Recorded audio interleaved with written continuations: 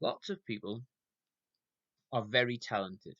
They are particularly good at a academic subject or some sort of sporting discipline, but in order to really achieve something and in order to succeed, they have to be willing to take a risk. They have to be willing to step outside of their comfort zone and maybe explore some exciting but also potentially frightening opportunities.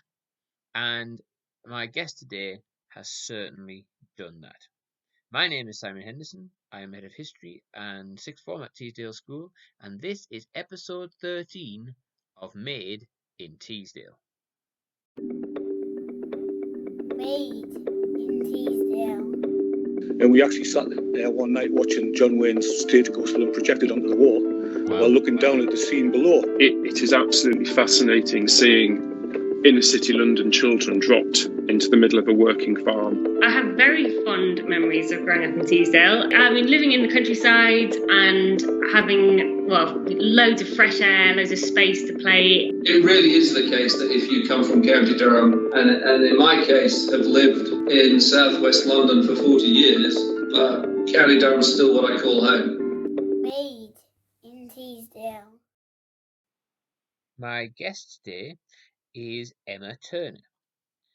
Emma was an incredibly talented student, but also quite a shy and reserved young lady.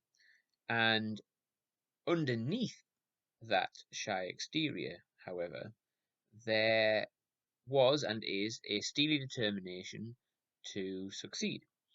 And Emma has, as we're about to hear, taken some exciting opportunities and grabbed them with both hands and stepped out of potentially her comfort zone to do some really quite daunting things. But as a result of that, has had some amazing experiences. Well, hi Emma, how are you?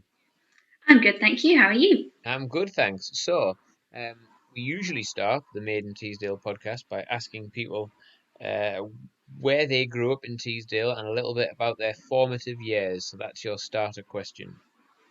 Well, like one of your other interviewees, I grew up in Bowes, very small village, about 10 minutes away from school. Went to Bowes School, so went from very, very small primary school to kind of, I guess, small in the grand scheme of things, secondary school, but it felt like a big leap at the time. How big was Bowes Primary School to put in perspective of the big leap to the big wide world of the secondary school? Well, when I left, there was 14 of us left at the same time in year 6, and that was the biggest year group, and I think there was about 55, 58 students in total when we left, and then we made that drop down to below 50. So when you put it into that perspective, it's a tiny little primary school, even though Teesdale School in relative terms is a small secondary school. That would feel like a big jump. So what subjects, what memories do you have? What subjects did you enjoy at Teesdale? Well, I studied a lot of languages at Teesdale in the later years. I studied French, Spanish, and actually I did Russian AS level as well. But it's funny because at the beginning, when I first joined Teesdale, I didn't like French. I remember looking back at some old reports at the end of my secondary school years, and I'd written at the end of the year 7 evaluation that my least favourite subject was French. So to have gone on and studied multiple languages and then go and study at university, quite a change. But I mean, I think I enjoyed everything. I was the kind of person that found it very difficult to make decisions about subjects because I wanted to do them all, but languages is where I landed. You're too humble to say that the difficulty of making the decision was because you were very good at them all as well. I don't know if that's true. What do you put that change down to? So you started off in secondary school and you weren't really a fan of languages, and then by the end you study in 3 different languages and you go off to study languages at university. Why do you think you changed your mind? I think it's the teachers, to be honest. And I say this a lot. I think that languages are really, really important and I want more people to study them. But and so often it just comes down to how people have been introduced to them and the way that they've been taught them. And I think I was just really lucky that the teachers at Teesdale had a lot of extra enthusiasm to bring. So it wasn't just the curriculum, it was also their willingness to explore other things beyond that. So I particularly remember Mr. Wiseman would bring in books for me to read, like extra books, even at GCSE level. Or he would make French lessons about other things that weren't just the French language. So we would have like discussions about politics or the environment and things like that. So it made it seem more relevant.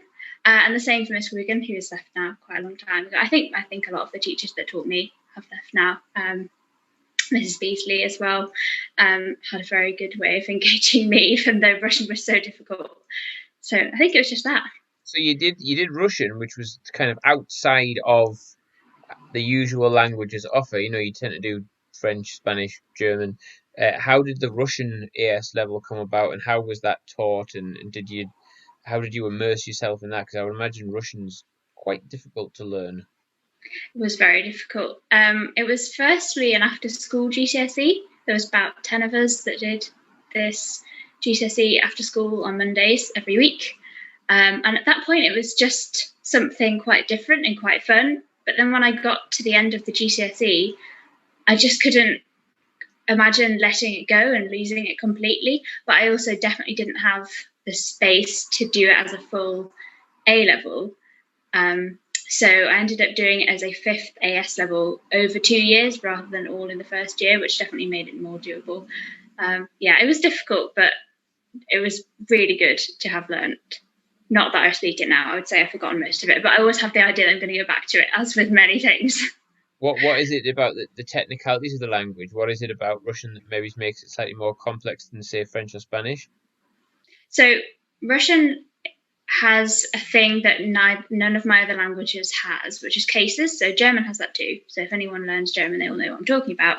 But essentially where the word changes depending on its function in the sentence, rather than just if it's plural or singular or masculine or feminine. It also depends on if it's something that's possessed, something that's being done, something that is doing the action, if it's to do with a location. So there's just so many different versions of words that you were constantly having to look things up in dictionaries just to work out what the ending of the word was. So it wasn't enough to remember a word, you also needed to know how to change it. That does sound rather complex. So you went on to study languages at university. Talk to us about what you studied and where you studied. So I studied French and Spanish primarily, although the degree itself is modern and medieval languages at Cambridge. I studied French and Spanish to begin with, and in the first year that did involve some medieval French and Spanish. And then second year I picked up a little bit of Catalan, which is what they speak in Barcelona and some other parts of Spain. And in fourth year I picked up a bit of Portuguese, or Brazilian Portuguese anyway. So that's what I went. I just basically went to university, attempted to pick up as many as possible. How did you find... I spoke to someone for one of the early episodes of this podcast who left Teesdale School in the 1970s and was one of the first people to go to Oxford or Cambridge. And he said he found it, interesting as a northerner at that time.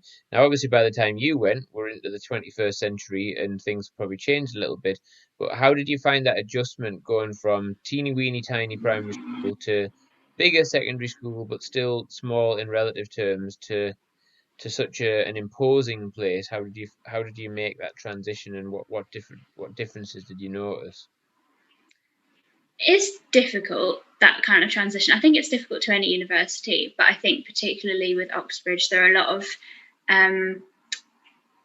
assumptions about what it's going to be like, at least in the back of your mind, or fears or worries that aren't necessarily always there for others, even if they're completely unfounded. I think it's true that being a northerner was still quite a rarity, sadly. I'm not sure what it is, but everyone I spoke to appeared to be from near London to some degree, which is mostly just inconvenient in terms of socialising, because I'd go back up to the north for holidays and all my friends would be meeting up and it cost me £100 to get a train back down to see them.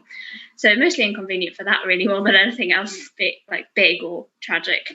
I would say it was still a little bit rare, at least for me, but mostly I think the transition was just to do with workload and style of working, and that's the same for most universities, having to be more independent. I enjoyed it though. I liked that element. How do you feel that, you probably most people who went to a state secondary school didn't do just rushing in the spare time. How do you feel that Teesdale helped to prepare you in specific ways for Cambridge?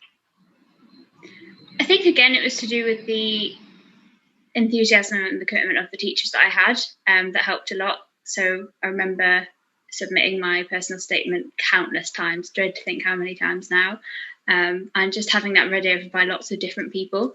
I also remember I think I had a mock interview, which was actually very helpful, because I think that quite often we're not, and certainly in certain areas or kind of more in state schools, you're not necessarily always supported with those kind of soft skills of being interviewed and being put under that kind of pressure. So that was very helpful to have been kind of given a taste of what it is to just sit and answer some questions, when really actually a university interview you do need to be a little bit relaxed, because it's just about what you love doing.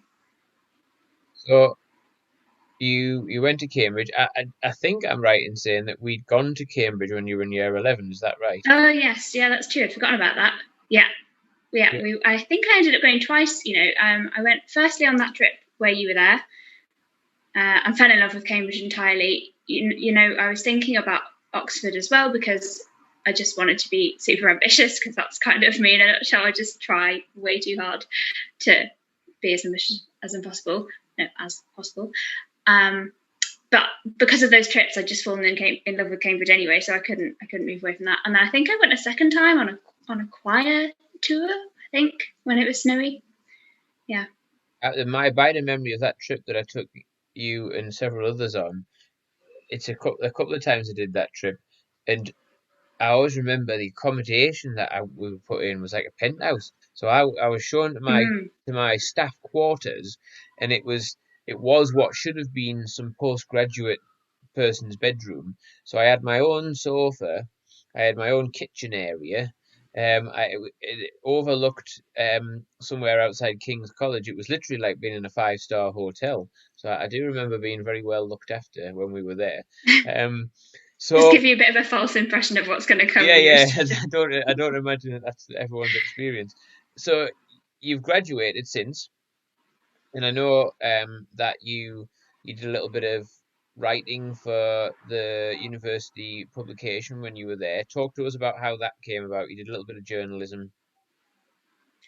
Yeah, well, I've always loved writing.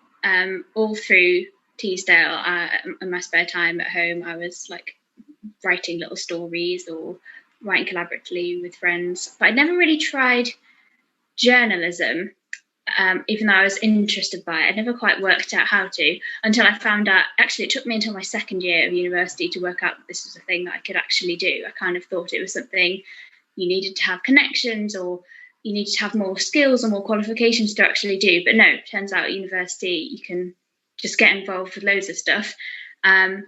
So I found out in second year that you could write for the university newspaper. So I started pitching things, just bits and bobs. I didn't have tons of time to do it, so I didn't do it as much as a lot of people do. But I wrote a fair few like opinion pieces or features pieces about the year abroad, or about kind of vaguely political things about university, so about Freshers Week, or then my last piece was, as you know, about my kind of reflecting on my school period and how that kind of related to the moment that was Black Lives Matter, and that particularly forceful moment where everyone was starting to open their eyes and really think about things critically. But I've always found it just a very good way to communicate with people, but also just to kind of work out what I even think about things. Yeah, sometimes when you're writing an article or you're writing something, it helps to kind of crystallize in your own mind what it is that you think about important issues. You mentioned your year abroad there, obviously doing a languages degree. You got off abroad somewhere. Where did you go? What was that like? I spent 6 months in Paris doing an internship. So I was quite adamant at this point that I didn't want to study more. I'd, studied all the way through secondary school. I hadn't taken a gap year, done 2 years of university, and I really didn't want to go abroad and study. I really wanted to try something different. So I got an internship in Paris where I was working for a communications consultancy, which basically means helping businesses communicate with people. And then I did 5 months in Chile, which was partly studying but also partly teaching as a language assistant. And that was a good mix, actually. And I really, really enjoyed Latin America. Very determined to go back. So it's striking as somebody who scraped by with a GCSE French and German, and his languages skills are not very good. I was speaking to Jay Smith, who obviously gone on to study French, Spanish, to go and work for a consultancy firm in Paris means you're going to have to be seriously fluent in French, because there's going to be some nuance in the communication that businesses are trying to put out there. How big a challenge was that? Because that strikes me as being, you just sort of flippantly said, oh, I did 6 months in Paris working for a consult. That strikes me as being a really seriously difficult thing to do. How did you find that? Well, it's not quite as impressive as it sounds, because they do hire interns specifically because they've got English skills. So they weren't actually just looking at my French skills. They also wanted me to do a lot of English translation or proofreading. I think the difficulty actually working abroad isn't necessarily just the work where you're working on your own. You've got the time you need to go look at dictionaries and read things multiple times. I think the thing that I found really challenging was sitting around a lunch table and trying to talk to lots of different people at once when they're all like jabbering away in rapid Parisian French, which just appears to be 500 times faster than any other kind of French you've ever heard. That was the really challenging bit, I think, for me. It was the actual social aspect rather than the even work bit. How did you find that kind of for your own emotional well-being? Was it? I can imagine that was maybe quite a lonely thing to do. You just go and pop yourself in the middle of Paris. You don't know anybody. How did you manage with that sort of social, emotional element of that? It was quite isolating, I think, especially being in that office where for quite a long time I was the only intern in my kind of section or team. So you do get a bit isolated because you are always you've always got that language barrier. I think of it as, in English, I would say a lot of people could probably have music on in the background, and the words just kind of seep into your brain even though you're not listening. Whereas with a foreign language, if you're not listening, if you're just sat in a room and there's people speaking French around you, I don't have that level of fluency where I understand without trying. I have to really try, which means if you're just working on your own and people are talking around you, you can't be a part of that at all. So it's slightly isolating in that sense. And also with the socializing, there were times where I just could not. I was just too tired to try and have a conversation when everyone was speaking so quickly. So it is isolating, but I think the thing that got me through anyway was actually releasing a bit of the pressure. Yes, you're on a year abroad to practice your languages and get fluent at French or whatever, but also I had to spend time with English people. It's too much otherwise. So I did find other people on year abroads in Paris that spoke English, and it wasn't very good for my French skills, but it was very good for my emotional well-being. Yeah. And then you went to Chile. So in Chile, you were obviously speaking Spanish as the main language, so you got your other language. How different is South American Spanish to Spanish that you might have learned at university, sort of Spanish, if you like? The main difference is the accent. For a while, I found it quite difficult to understand Chilean Spanish, just when you're first acclimatizing. But it's worse in some countries than others in terms of how different it is. Chile was not too bad. That's the main difference. And then the other difference is just the actual vocabulary. It's like any kind of, even if you look across the UK, which has a massive diversity of dialects and language use, it's like that, but kind of slightly more different, even because you're not exposed to it quite as much. You said something earlier. You said about when at university you learned a little bit of Catalan. Now, I don't know. This is possibly going to commit to the airwaves some extreme ignorance here, but when I think of Catalan and Spanish, I think of like Geordie and English. So I'm speaking the same language as everybody else in the country, but if I was speaking in a really broad Geordie accent and using lots of Geordie dialect, then it would be a sort of slightly different version of the same language.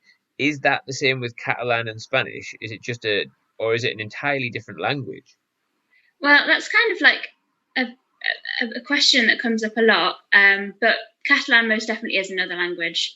When you actually sit down and study it, it's got a lot of differences grammatically, a lot of differences in vocabulary. It's just that it's kind of like a mixture of French and Spanish, which is why I found it so interesting and also quite easy to pick up compared to other languages. Because if you know French and Spanish, you can often read quite a lot of Catalan, but you can't pronounce it, you can't speak it because you don't actually know how to produce those words or remember them or anything. And I would say you probably can't understand it said either because it sounds extremely different. It's just written down that it looks very similar, but it's definitely more different than a Geordie dialect and English, just because so many words are so different. But it is quite a common kind of idea, and probably something that is politically charged in Catalonia as well, because they would very much like to think of themselves. We are Catalan, we're not Spanish, a lot of them anyway. Yeah, because there's that heavy element of Catalan nationalism, and obviously, that speaks to the importance of language as the representation of culture. So, what you've just explained there makes perfect sense in terms of people in Catalonia thinking that they are different, they have a different identity, and that is linked to an entirely different language. So, if you had again, my frame of reference would be Barcelona versus Real Madrid. The big difference, football rivalry, which is built on some sort of nationalistic ideas, and it's also built on identity that was from the Spanish Civil War and etc. etc. If a Catalan everyday person from Barcelona was to bump into somebody from Madrid in the middle of Spain and they had a conversation, would the person from Madrid understand the person speaking Catalan, or would the person speaking Catalan have to change and speak in mainstream Spanish? Probably the latter. Catalan isn't really understood. That they are different enough, as I say, if you heard it, you wouldn't be able to understand it. It is mostly just written down that it's easier. So yeah, most people in Barcelona, most people in Catalonia or people in other Catalan-speaking areas are bilingual, completely bilingual, because you kind of often have to be in Spain, but not everyone. So I au paired in Catalonia 3 summers in a row, which is actually the reason that I then learned Catalan, because I just loved Catalan culture. And on those occasions, I obviously came up against Catalan a lot. And I knew Spanish and had been studying Spanish for years, but I had no idea what was being said in Catalan, no idea at all. And I actually met a couple of people in the older generations who only spoke Catalan. And therefore that also was difficult, because then they couldn't communicate with me who only spoke Spanish.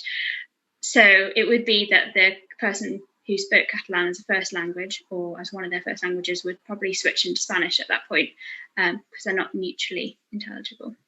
Yeah, it's really interesting, because that sense of identity and Catalan nationalism, that means that you can quite clearly detect the moment that somebody opens their mouth that they are not Catalan. So as soon as somebody starts speaking in mainstream Spanish in Catalonia, then I'm suggesting that you're going to know that that person is not from Catalan, which is an interesting dynamic within inside the same country. If we're walking down the street and somebody starts speaking French to us, then we know that they're probably not, the first language isn't English.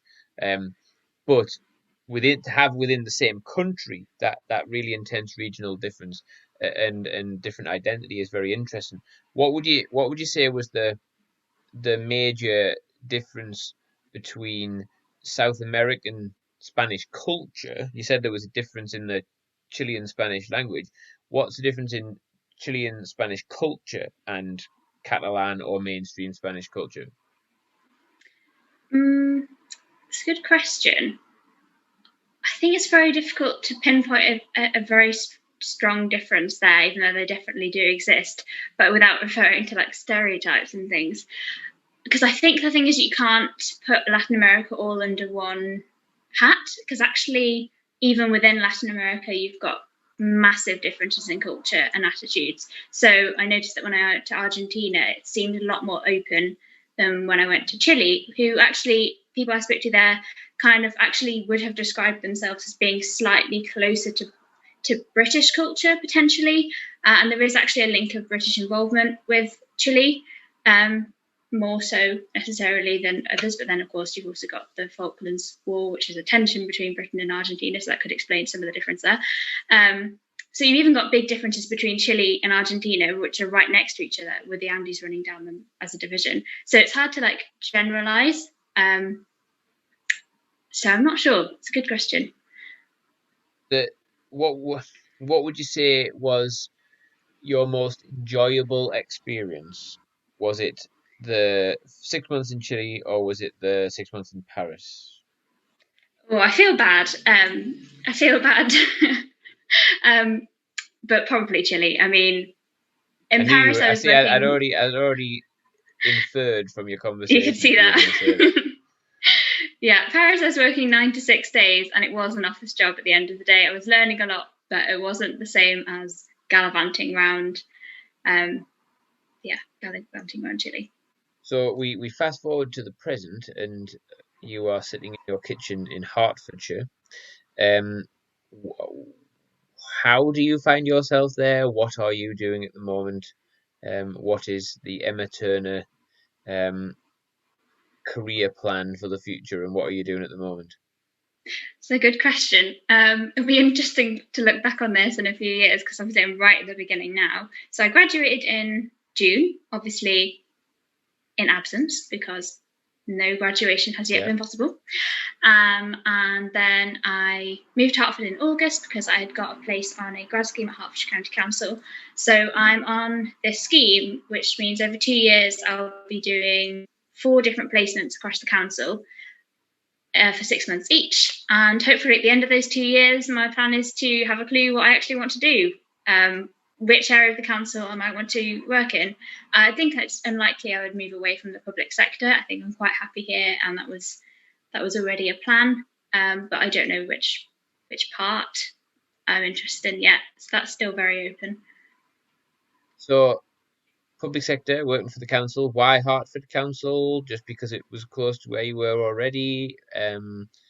What was it that kind of attracted you to that position? There are a few local government grad schemes out there that I was interested in. It just happened this is the one that got back to me first. And also it's just a really good scheme to be able to rotate around 4 different placements.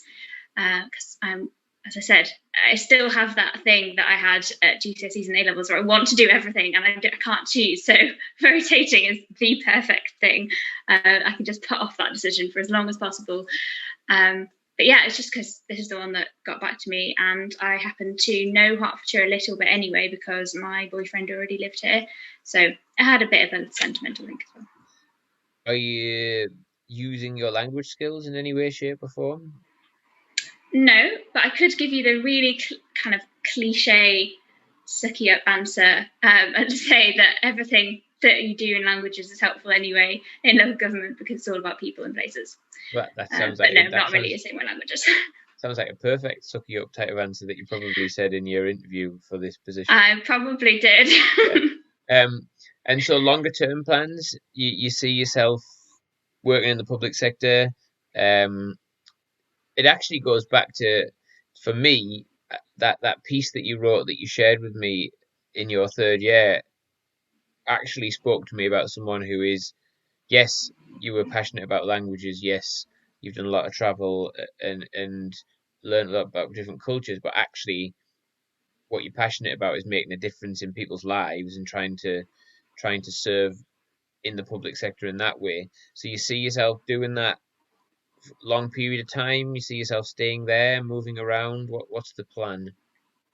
Yeah, I think so. I think that it would be interesting. It's difficult to make solid plans. I think it'd be very interesting to potentially at some point, if I can, if it's convenient, foray into central government and kind of see the difference there. Because I think that's something that not a lot of people always appreciate. We see a lot of stuff about the central government and the civil service.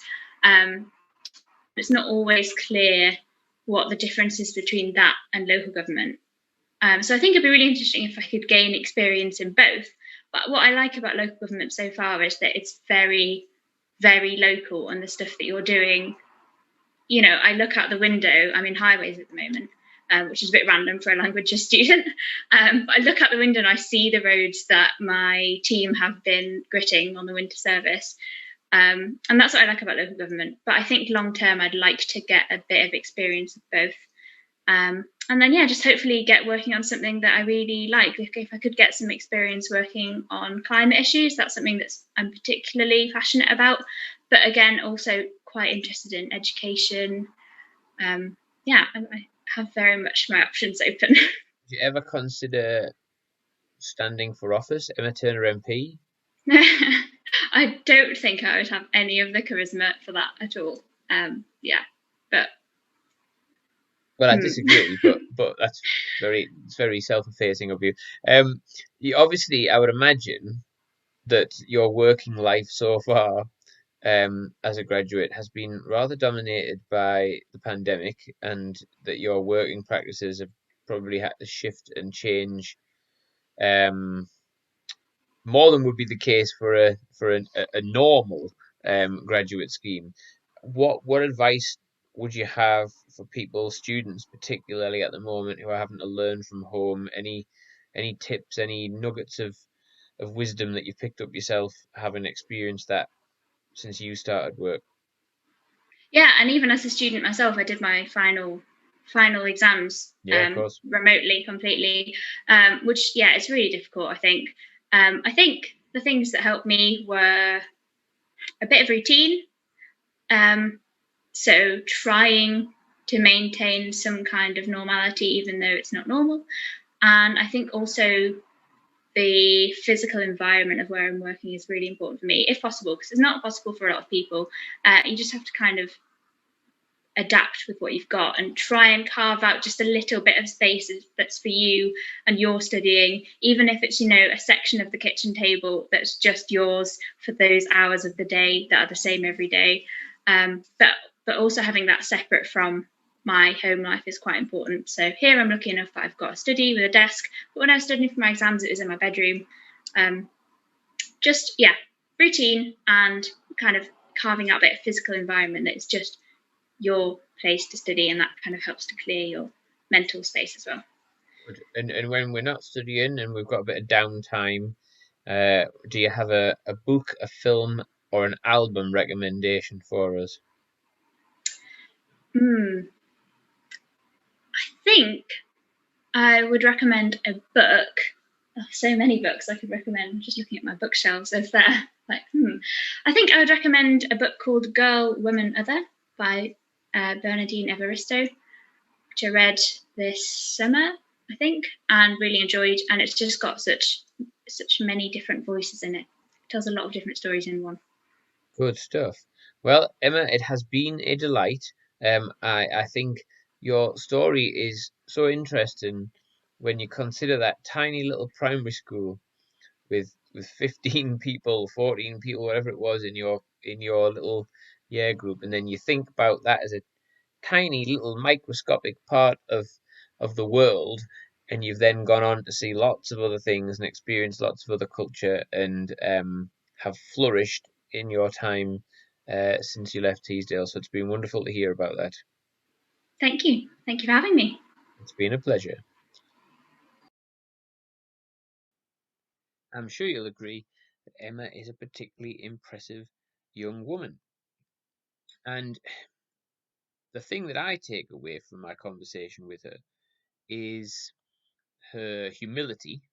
She doesn't think that she's particularly talented, or she doesn't think she's particularly gifted. She's very self-deprecating, but actually underneath that, she does believe in herself to the extent that she has had the courage and the bravery to step out of her comfort zone and do some really exciting and interesting things. And there is probably a message for us all there about having some belief in ourselves and taking some risks, that will then most probably lead to some really rewarding experiences.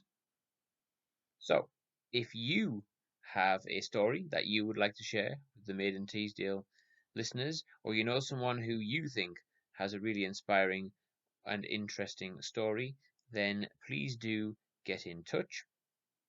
Until the next time, stay safe, take care, bye bye.